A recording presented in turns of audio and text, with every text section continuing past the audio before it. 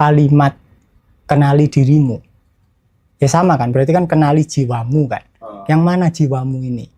Nah ketika kita mencari jiwa yang mana? Kan kita asumsinya berarti di dalam tubuh kan. Yes. Kemudian muncul pertanyaan, ini yang nyari siapa, yang dicari yang mana? Yang penting yang mana? Yang penting yang dicari atau yang mencari?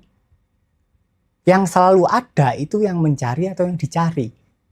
Yang dicari itu pasti hilang-hilangan, kadang muncul, kadang enggak. Ketika kalian meditasi, cahayanya muncul, kemudian hilang. Kalian meditasi lagi, enggak muncul, besoknya meditasi lagi muncul 5 menit. Berarti kan yang hilang-hilangan itu adalah temporary, sementara. Anggapannya adalah fenomena, sedangkan nomenanya adalah ruang di mana fenomena cahaya itu muncul dan tenggelam. Berarti yang asli adalah yang tidak muncul dan tidak tenggelam. Jadi diri sejati kalian masing-masing itu tersembunyi di balik pencarian. Ketika kalian berhenti mencari ya ketemu. Tapi masalahnya kalau kalian nggak pernah mencari ya bingung kalian. Iya, berhentinya bingung, gimana? Iya. Nah itu paradoksnya itu. Jadi memang terkadang kita perlu mengalami fenomena mencari. Bukan terkadang sih, tapi pasti. Perlu ke Kanjeng Dimas Taat wajar lah. Oke, Mas Riko, saya lanjut. Kalau yang terkait bahasan yang awal tadi itu kan tentang visual ya, tentang sosok yang nampak muncul itu. Apakah nanti itu kasusnya sama ketika kita mendapatkan wangsit, wisik, suara lewat audio tentunya? Itu kan memang agak sulit untuk mencermati antara visual dengan audio. Kita menyadari itu kan agak sulit. Nah, gimana caranya supaya kita bisa istilahnya apa ya, tahu gitu loh, real dengan kesadaran penuh. Ini nggak belok. Gimana Mas? Oke, sekarang gini, kesalahan kita adalah memisahkan antara suara dengan penglihatan. Nah sekarang tak tanya, visual sama suara itu sama-sama sensasi enggak? Sama. Munculnya di ruang yang sama enggak? Di ruang yang sama enggak? Iya. Saya perlu cari itu. Saya perlu mastiin ini suara sama visual pikiran ini muncul di ruang yang sama enggak? Iya. Ketika sampean nyari benar-benar sampai nyari sadar, oh di ruang yang sama, pertanyaan itu nggak akan muncul. Karena sama. Yang satu sensasinya gambar, satunya suara. Tapi tetap sensasi objek. Kalau suara ya berarti mekanismenya didengar. Kalau visual dilihat. Itu adalah kualitas dari ruang yang sama. Tapi kesalahan kita bisa memisahkan ruangnya. Oke. Jelas. Contoh itu sudah Mas Riko. Kita kembali lagi ke tema awal yang klinik tadi Mas ya. Kita kan tahu juga kalau orang Jawa itu memang ya itu tadi suka dengan hal yang begitu. Seperti ini masalah apa namanya itu? Larungan itu juga. Larungan, terus kadang ziarah kubur, mendatangi situs-situs tertentu yang katanya membawa berkah. Itu memang dari ajaran Jawa. Itu apakah memang ada ajaran seperti itu atau itu suatu metode cara leluhur untuk memberikan suatu ilmu kepada anak cucunya tapi dengan metode-metode seperti itu? Ya semuanya metode. Semuanya adalah metode agar kehidupan berjalan lebih baik kan gitu kan. Niatnya pasti gitu. Tapi ketika suatu metode akhirnya tidak diketahui asal mulanya, mekanismenya gimana, akhirnya menjadi suatu kepercayaan buta. Nah ini yang bahaya. Ketika sudah menjadi suatu kepercayaan buta, kalian nganggap, oh kalau aku gini, ini. Dari kecil kalian dimasuki dogma seperti itu. Akhirnya kalian kehilangan kekuasaan atas diri kalian sendiri. Padahal sumbernya adalah diri kalian sendiri. Nah ketika kalian terikat di dogma-dogma luar seperti itu, harus larungan, harus nyari hari baik, harus A, harus B, harus C, agar usahanya lancar, kalian akan terikat ke orang lain, ke sosok figuritas.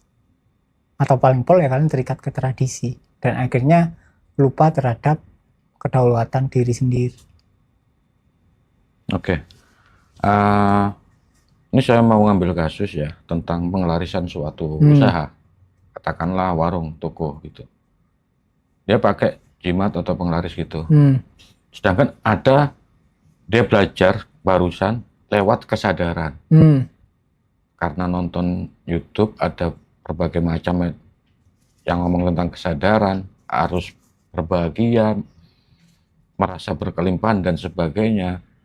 Menurut Mas Riko, dua cara yang memang sepertinya bertolak belakang itu kira-kira masalah efektifnya itu kira-kira itu lebih ampuh mana atau memang sama?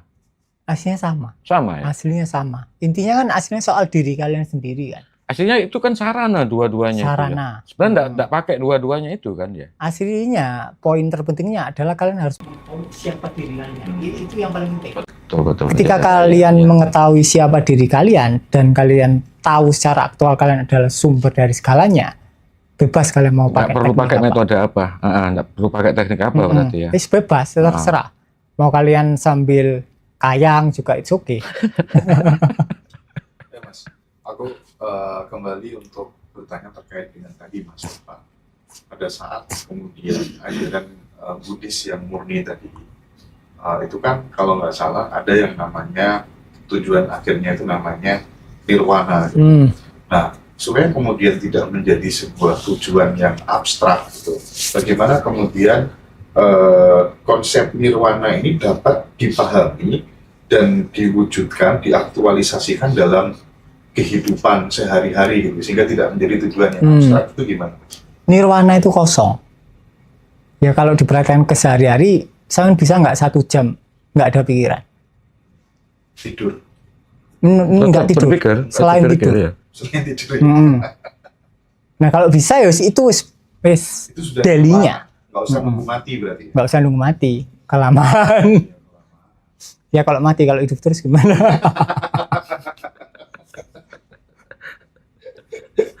Oke. Nah kalau misalnya aku kan baca ya beberapa bukunya Mas Riko itu tentang sebenarnya yang tertinggi itu adalah ketiadaan diri, atau disebut kalau nggak salah anatta atau apa ya? Anatta itu ajaran tentang tidak ada diri yang kekal gitu. Nah berarti kan sebenarnya individu itu tidak memiliki tanggung jawab moral atas tindakan mereka, bagaimana? Semuanya memang gitu, tidak ada tanggung jawab moral, karena tidak ada diri yang memiliki kuasa. Tapi ketika kalian dari kecil itu diajari bahwa ini loh siapa dirimu, oh ini loh dunia, akhirnya kan kamu percaya bahwa kamu adalah individu ini yang memiliki tanggung jawab kan, dan memiliki tanggung jawab moral. Nah di situ mulai error. Karena kalian mengira sebagai diri. Tapi kalau dari kecil kalian nggak diajari tentang keterpisahan ya, tingkah kalian menurutku akan lebih baik. Karena kalian tidak ada errornya. Nah sekarang kan error kan, kalian merasa sebagai manusia yang terpisah. Kontrasnya adalah ketika kalian merasa sebagai individu terpisah, kalian akan merasa tidak aman sama orang lain. Ya kan, faktanya kan seperti itu. Karena kalian merasa berbeda dari Pak Dodi, aku merasa berbeda dari Mas Hendra, otomatis perasaan pertama yang muncul adalah rasa terancam. Tapi ketika dari kecil kalian tidak dapat dogma keterpisahan, kalian merasa satu sama semuanya ya, yang ada hanya cinta. Nah ketika yang ada hanya cinta ya, maka tidak ada error di situ. Kalian nggak akan bunuh orang, meskipun nggak ada aturan dilarang bunuh orang. Oke. Tapi kan di tataran praksis, masyarakat kita masih banyak bertengkar karena kemudian merasa ini kayaknya memang beda deh, Islam, Hindu, Buddha, Kristen, Katolik, segala macam gitu. Nah bagaimana Mas Riko menemukan titik persamaan dalam konteks sebenarnya tujuannya sama secara esensial? Itu persamaannya apa? Muhammad bawa apa, Yesus bawa apa, Buddha bawa apa, itu gimana? Aslinya gini, semuanya itu sama. Yang perlu kita tahu adalah apa yang dilakukan oleh seorang nabi sebelum agamanya lahir, bukan setelahnya. Tapi sebelumnya itu yang sebaiknya kalian lakukan. Contoh, Muhammad ngapain? Ke Gua Hiro kan? Gua Hiro gelap enggak? Gelap. Nah, itu yang perlu kalian lakukan. Berarti kalian perlu gelap-gelapan, menyadari ketakutan kalian, marahnya selesai, lenyap. Nah, yang dilakukan Buddha apa? Buddha kan muter-muter belajar selama 12 tahun ke guru A, guru B, guru C, akhirnya menyerah. Dia duduk di bawah pohon Bodhi, ya. membiarkan semua emosinya, membiarkan semua ketakutannya, kontrolnya dibiarkan, tercerahkan. Tepat di bulan purnama. Sama, semuanya sama sebenarnya. Yesus. Nah ini nih tentang ini Mas. Aku tuh dulu ya, kalau melihat apa salib itu, ya, yang orang disalib itu kayak karena foto yo kok salib gini, menusuk disalib kayak gini tuh. Bagaimana Mas Riko menjelaskan salib itu sebagai simbol pencerahan? Salib ini kan gini kan, ada simbol horizontal, dunia, dan ada simbol vertikal ke bawah. Artinya adalah sekarang yang hadir penuh, kosong. Jadi itu adalah persimpangan antara masa depan dan masa lalu. Jadi pencerahan cuma bisa ditemukan saat ini ketika pencarian berhenti. Nah, kalau yang dibunuh itu, maksud dibunuh itu apanya yang dibunuh? Apanya dibunuh? Ya kan Yesus kan katanya disalib, dibunuh gitu. Itu maksudnya apa? Ini pikiran nakalku sih. Kalau Yesus nggak disalib, ajarannya terkenal nggak? Enggak, ya. Iya kan? Yesus kan cerdas kan? Terus Yudas kan murid kesayangannya kan? Ya untuk penebus dosa kan, iya kan? Itu penebusan dosa, makanya disalib itu. Makanya disalib. Kalau misalnya itu skenario dari Yesus gimana? Kenapa sebagai seorang nabi dia kemudian pengen banget gitu, padahal dia sudah orang tercerahkan, kenapa kemudian ingin ajarannya dikenal banyak orang? Apa nggak paradoks? Belum tentu paradoks. Bisa jadi itu adalah ekspresi dari kekosongan. Muncullah ekspresi itu, nggak ada masalah. Oh gitu. Tapi pemaknaan dari disalib adalah pengorbanan diri.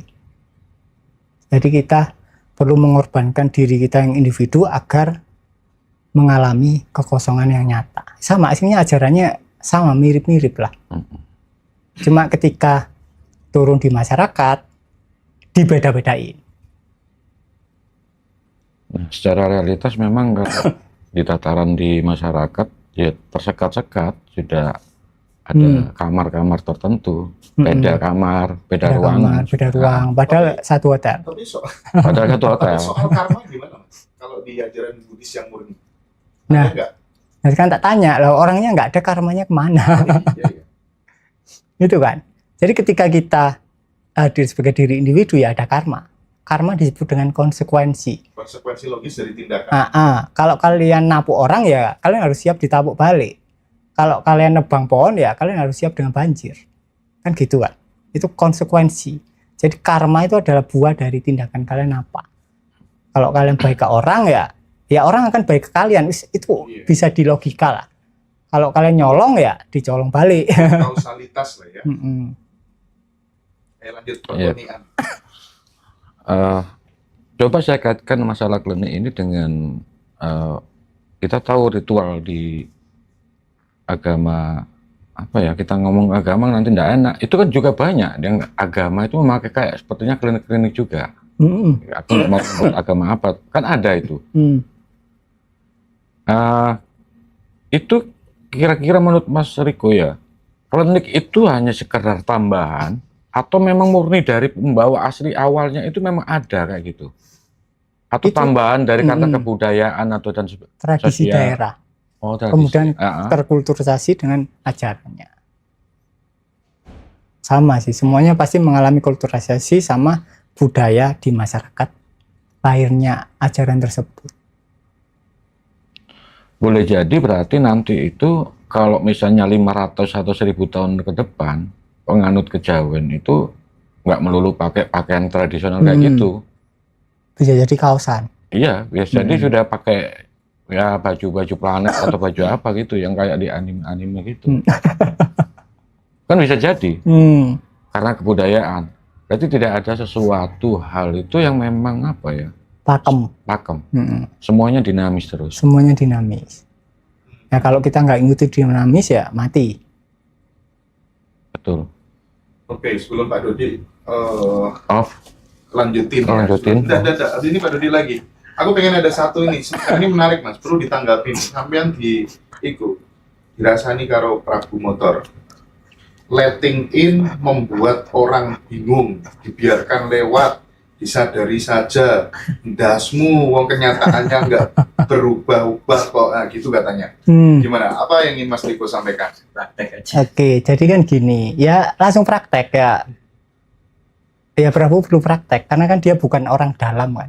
Dia nggak ada di lingkup tanpa pintu kan, nggak ada di lingkup grup yang sama Ngaji Rasa juga kan. Artinya kan dia cuma membangun asumsi kan. Mungkin dari beberapa komen atau 1-2 komen, akhirnya dia membangun asumsi A, B, C, akhirnya viral ya. Intinya ya dari konflik. Ya disadari aja. Jadi ya intinya sesuatu yang dari konflik ya hasilnya pasti nggak bagus. Jadi itu. Jadi intinya ya iya nggak jelas intinya ya. Iya.